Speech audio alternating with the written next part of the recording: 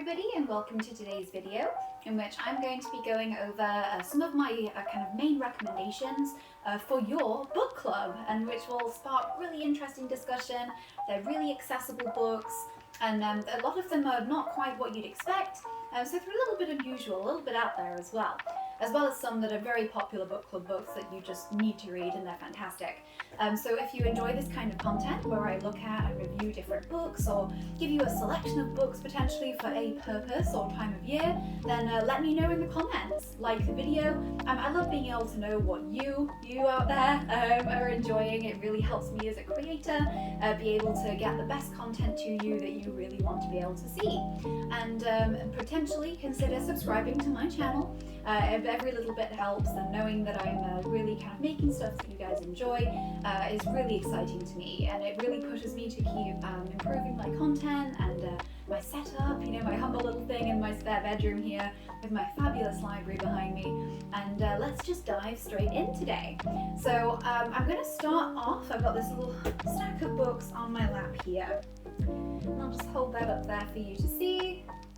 And I will start off with the smallest one on top here, and so probably one of my favourite books that I've read that I didn't read with a book club, but I would definitely recommend to be read with a book club, is the first novel in the Hercule Poirot series by Agatha Christie. This one is a quintessential murder mystery. It's also a very accessible length. It's less than 200 pages. So if you've got a book club where everyone's really busy and not really able to commit to some of the longer books on this list, or books that you find online for book clubs, then this makes a great alternative. Although it is a murder mystery, if you have anybody in your book club that is averse to really kind of, dark or graphic or gory things, Agatha Christie novels do not have any of that in them. They are very charming, very quaint, and although bad things happen to people, obviously they're investigating murders, they're not really describing huge details, so you're kind of going to avoid that kind of conversation. Even if you have people that are really avid crime fans, this is great because it is almost not quite the birth of the genre, but it was very certainly instrumental in generating and creating that genre into what it is today. It definitely fits the more cozy kind of murder mystery, but overall it makes a really interesting conversation. It really keeps you guessing until the end, so in your book club you could potentially pose questions, such as who did you think the killer was at the start, how did that change? I generally like murder mysteries for book clubs anyway because they provoke a lot of questions, and that really, and the whodunit aspect makes for really good question asking, thought-provoking stuff, and thinking about who Poirot was focusing on and things of such natures. So this one is by far, as I said, probably one of my top recommendations. If I had to rank them, they're not quite in order, but these are all just great picks in general. So that is going to be my first choice for you if you're wanting something very accessible in terms of length and in terms of subject matter. It's just a really fun kind of, introduction to Agatha Christie too, since it is her first Hercule Poirot novel. So I will just put this one over there. So my second suggestion is The Alchemist, and it is by, in this case, Paul, I cannot pronounce his last name, Paulo, I think, Coelho? Please, I'm so sorry. If by some miracle you're watching this video, Paulo, please, I just loved your book, and I'm sorry I can't pronounce your name. Wow. This book, I did not read with a book club either, regrettably. It is on a lot of book club lists though, and it's also a very big recommendation on lists such as, 100 books to read before you die. It was such a poignant, powerful read, and although simple and honestly quite short, I think this one again is in about the 200, it's less than 200 pages. So it is a great one for you busy book clubs out there where you can't commit to reading over 500 pages of a book every month. It'll give you a nice breather. The subject matter, it's just a pretty basic story. It's about, and this I'll just give you a very brief overview. It's about a young man who kind of moves to a different place and kind of search of his ultimate journey, his ultimate, I guess, life that he wants to pursue, and he keeps being waylaid and then kind of put back on the path. And it's just, and the Alchemist refers to a character at almost near the end of the novel, really, like in the middle sort of section too. But it's just such it reads so wonderfully and has such a basic story on its absolute face value, but it's so poignant in really kind of showing, never give up on your dreams. If you have a plan, stick to it, and you can accomplish anything. It's just such a lovely, heartwarming book, and it's lovely for book clubs as well, because there's a lot of symbolism in this book that, as I said, the actual base story is pretty easy to follow. It's very, and not basic, that's the wrong word.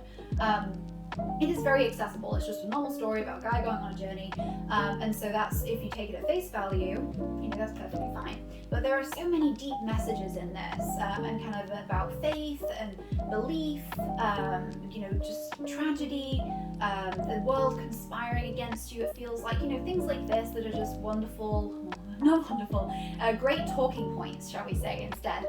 For your book club, and everyone's going to take different messages out of it, because it's just so riddled and so rich with these existential questions that you wouldn't normally get in a book this short, honestly. Kind of one thing that comes to mind is 1984, which is another really popular book club book. Again, asks really hard questions and shows a really dystopian society. That one is way lengthier than this one, but a lot of the same depth is in The Alchemist, and I just really loved it. It stayed with me for so long after I read it, and I actually read this probably early parts of 2021. I'm still thinking about it, and I still consider everything that happened to the protagonist on his journey, and kind of basically fulfilling his dreams, going the distance with it, and sticking with it. And although he doubted himself, he just kept going, and it's just such a lovely story, while having some really good questions you can pose to your group. There's a really interesting character in this novel that kind of helps guide the protagonist and kind of keep him on the path, so to speak, to his journey to achieve his life goal. Who do you think this is symbolizing? And there's just so many things you can do with this one, and it's just a nice, light, I guess, refreshing thing, really, in spite of all of its heavy, larger messages. It just feels like a real breeze to read. Absolutely recommend this one. And we'll move on. You'll also notice a theme with the books I recommend, and if you're not a crime thriller or mystery individual, I'm sorry, but I really like them. So here we have The Hunting Party by Lucy Foley. And Lucy has quite a few different novels. She does write the genre of murder mystery, crime thriller really well. She took a lot of inspiration from Agatha Christie, which I love, and you can definitely see in The Hunting Party all of those inspirations, while she does make it very much her own story. So this one, it's just in general, it is, as it sounds, murder mystery, crime thriller, kind of dark. It is set in the Scottish wilderness. It's a group of friends that kind of come together after being apart for a while. They all kind of did, in this case, they all kind of came from it. They went to the same, I believe, college. They left, they went off and did their own things. They come together again for this wonderful gathering up in the Scottish Highlands. And wow. Wow. The atmosphere that is created is fantastic. And it's also, I like choosing book club books that aren't too heavy on the time element, because you want to be able to read the whole thing and think of questions and thoughts and write stuff down for your book club. And this one fits that kind of bill. So let's take a look here. Yeah, 300 and about 20 pages. Very accessible, not quite as short as my other suggestions here, but still very doable. And the kind of flow of the story makes you really kind of get sucked in pretty quickly, so you don't often kind of feel like time has passed and all of a sudden you're after sitting down to read it once, you're all the way here. It can go by very quickly, but it's a really inventive retelling of like, I guess, point of view such as that Agatha Christie creates, and you really do guess right until the very end who the killer is in this case. And the isolation factor is terrifying. It really kind of makes you uncomfortable to read a little bit, and it's all kind of portrayed. It's on a very snowy, dark, freezing night. They're in the middle of nowhere. The closest town is literally miles and miles away, and all of these circumstances just compounding really make it compelling to read. The characters are all very interesting. You get a lot of chapters from their points of view. It jumps around a little bit with perspective, which is really fun. I quite like those kinds of murder mysteries. And again, the one that I have here as well does the same sort of thing. And it just keeps things really fresh and exciting. Being able to see through different eyes what has been happening, who notices what. All of the friends have different personas. They've got the quiet one, they've got the perfect couple.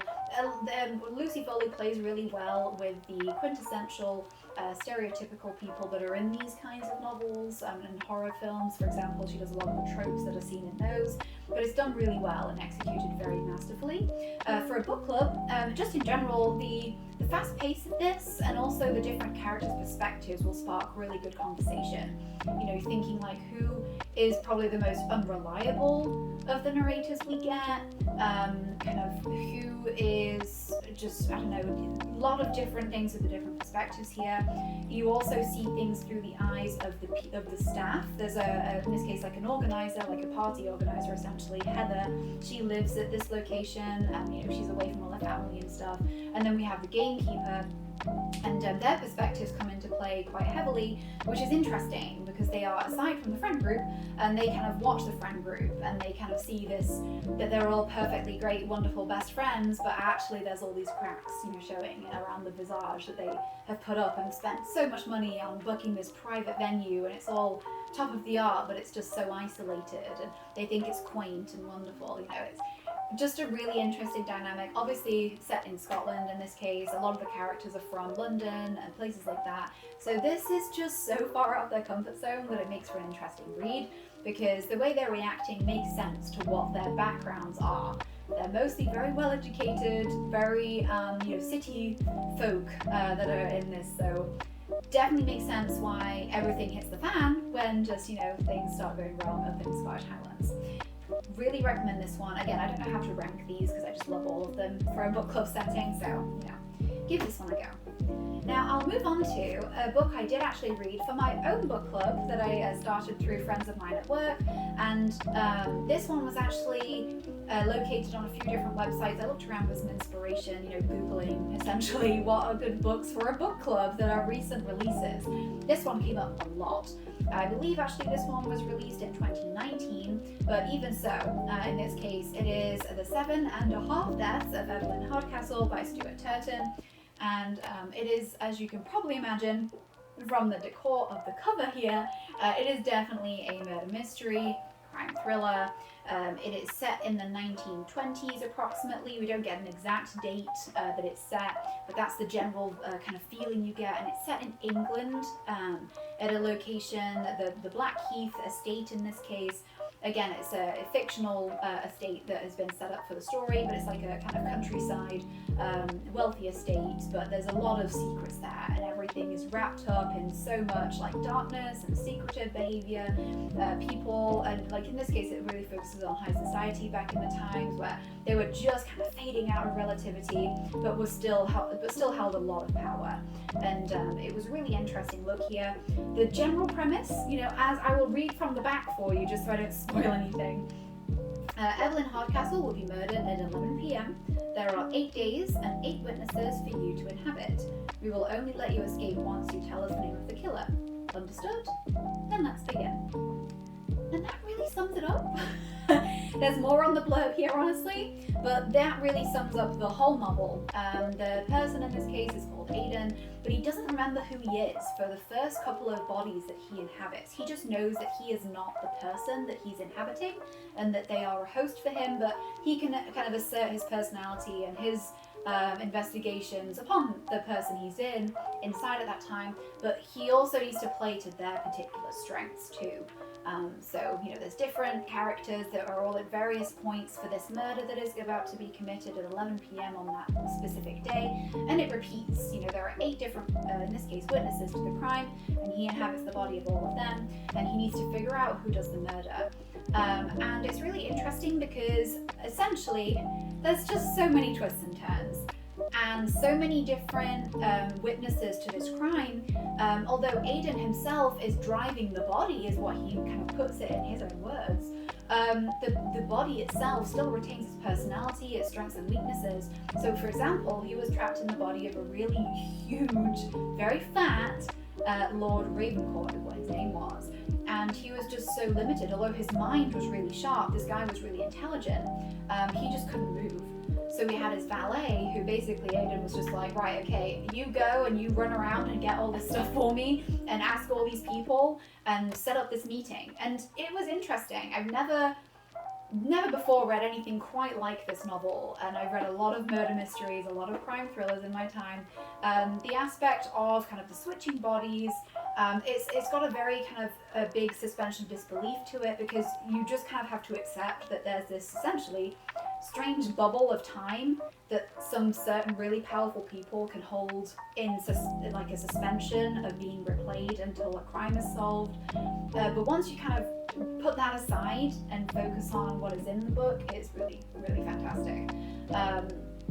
Just so many twists and turns, and again, all the different perspectives will lead to some really interesting book club conversation. I'm really excited to meet with my book club about this one because I really liked it, and I'm interested to see what the others have thought of this book in this case. And so, actually, Stuart Turton actually included some questions for book clubs of his own, which is really cool. I was very excited about that. It has things like, what or who do you think are the deaths in the 7.5 deaths of Evelyn Hardcastle?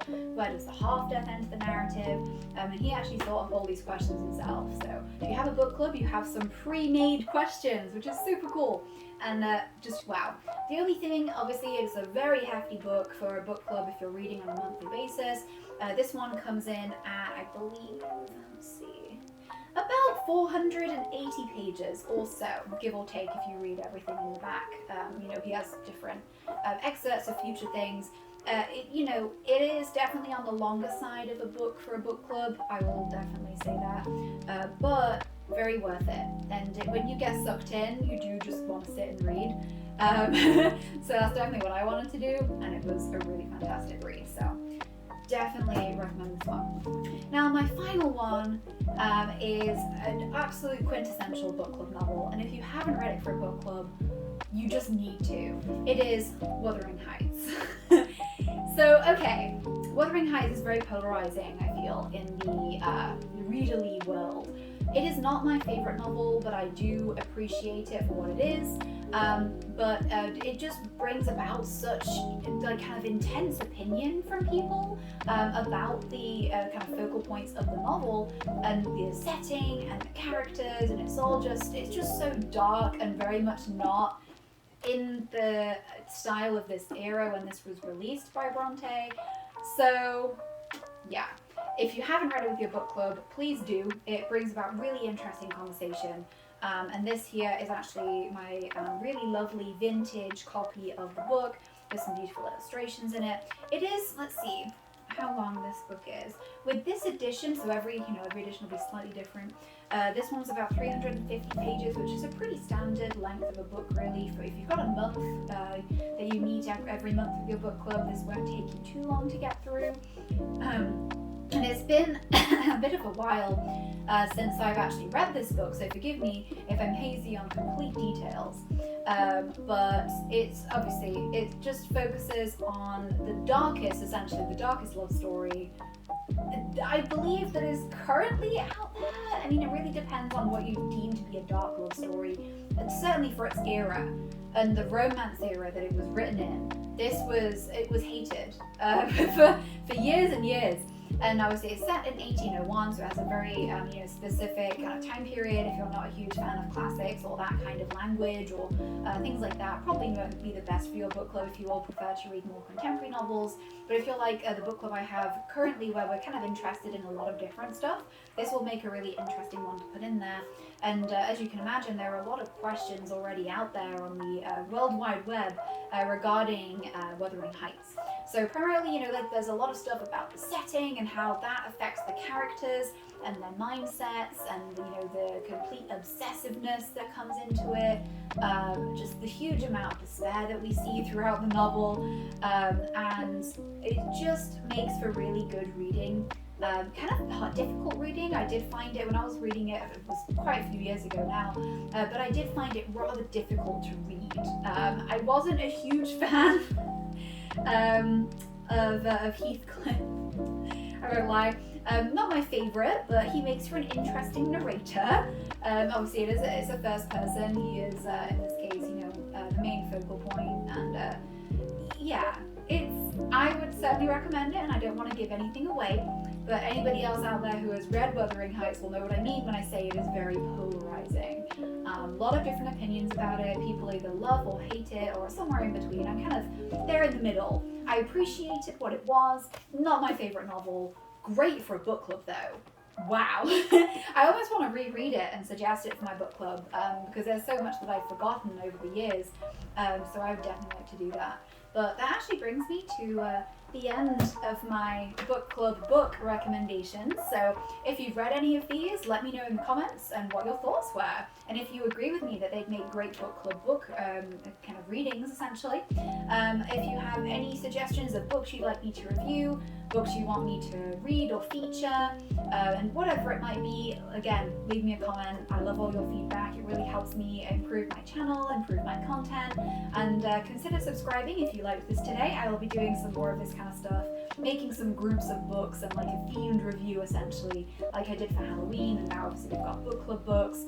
And I hope you all have a wonderful morning, afternoon, evening, and keep on reading.